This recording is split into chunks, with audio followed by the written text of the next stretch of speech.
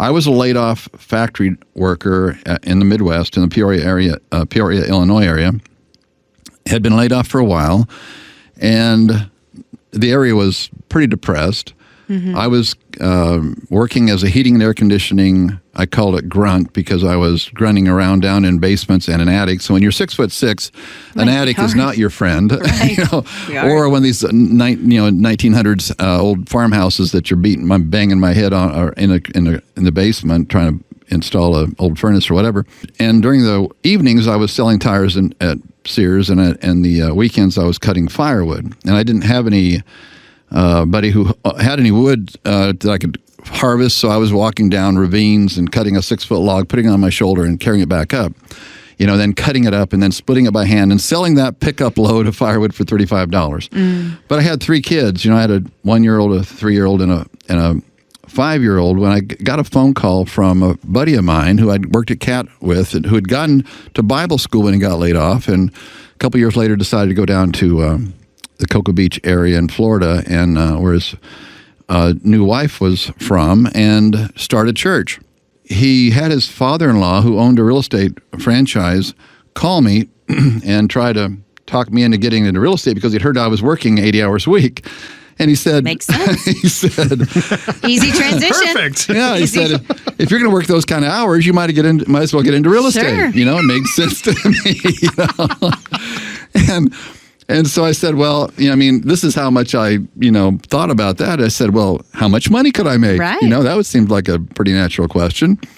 And he said, I'll bet you can make $30,000 a year. Done. Sign me up. That was twice what I was making working those 3, with 3 kids, wow. right? With 3 kids. So the U-Haul was loaded. There was no guarantees.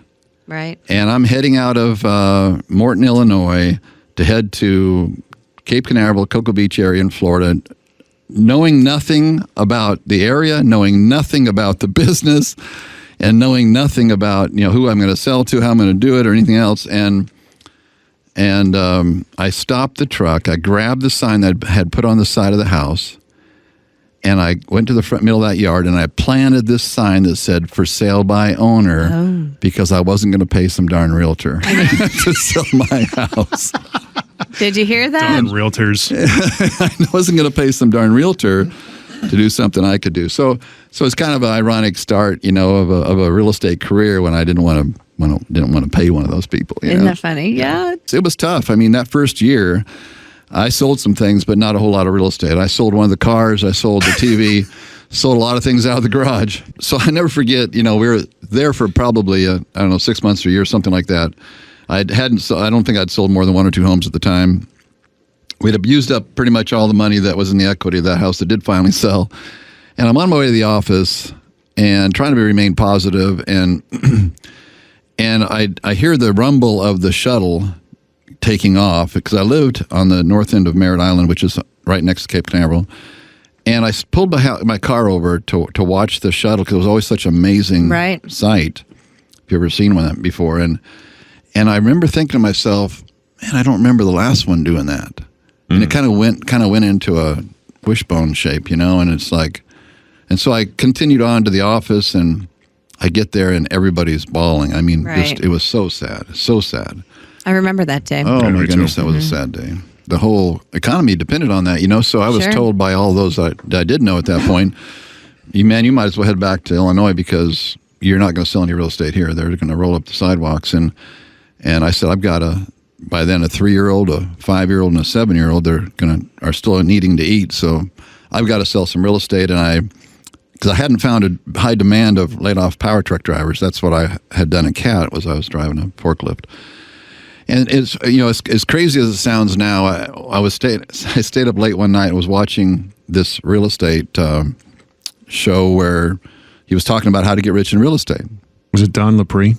It might have been. Yeah, tiny little classified ad guy. Did you pay $199? I think I bought a lot of those programs back in the day. Well, I didn't have any money to buy that class, but here's what it did. It made me think, because he was talking about this thing called co-ownership, where you got a investor to put the downstroke on the property. You found a tenant who wanted to live in the property. You co-owned it, and everybody lived happily ever after.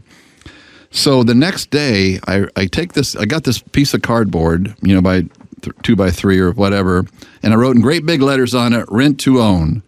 And I stuck it in front of the one listing that my office had, and it was unbelievable. It was like a miracle happened. All of a sudden, the phone starts ringing, and it starts ringing, and it starts ringing. People wanting to do this rent to own. That was before everything in the world you could rent to own. Okay, Yeah. You can rent everything now. You invented the industry. I think I did. Yeah.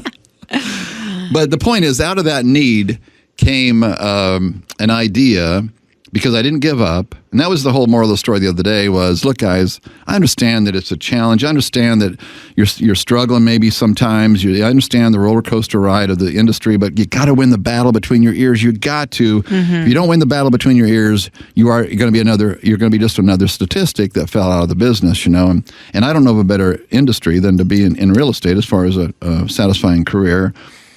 And it wasn't long that I was successful because of that little cardboard sign. My broker went out and started putting those signs everywhere, No point in just keeping it to 1 yard, Right, So he's putting them on every corner, rent to own, and we're getting so many calls that pretty soon we're getting all these veteran calls because we're right by Patrick Air Force Base, and all these veterans were calling.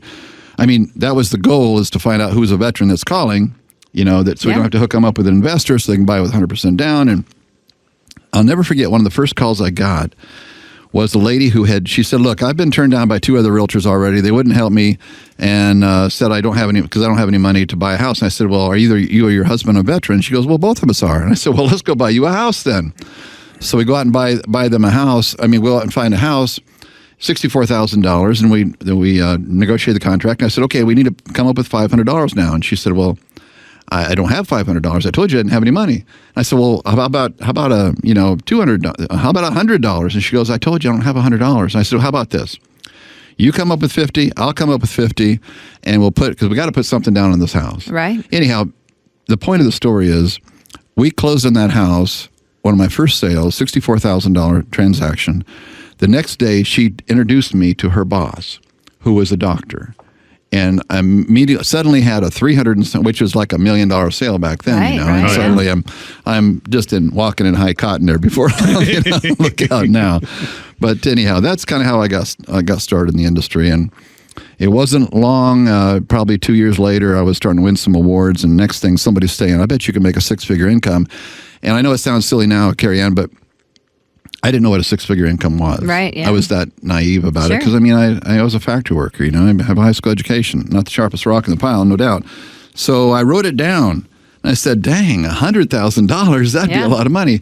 So I put in the average commission into $100,000, saw how many homes I needed to sell, and I went to work, and that next year I closed $100,000. Wow. My Good third for year you. in business. But so that's how I got started, and before long, I started looking at what I was leaving on the table on a 50-50 split. Back then, that's all agents were on a 50-50. But I heard about this company called Remax, and I ended up buying a Remax franchise, only 3 years in the industry, because I wanted a 100% split. And that's kind of what I've done with Realty One Group, okay?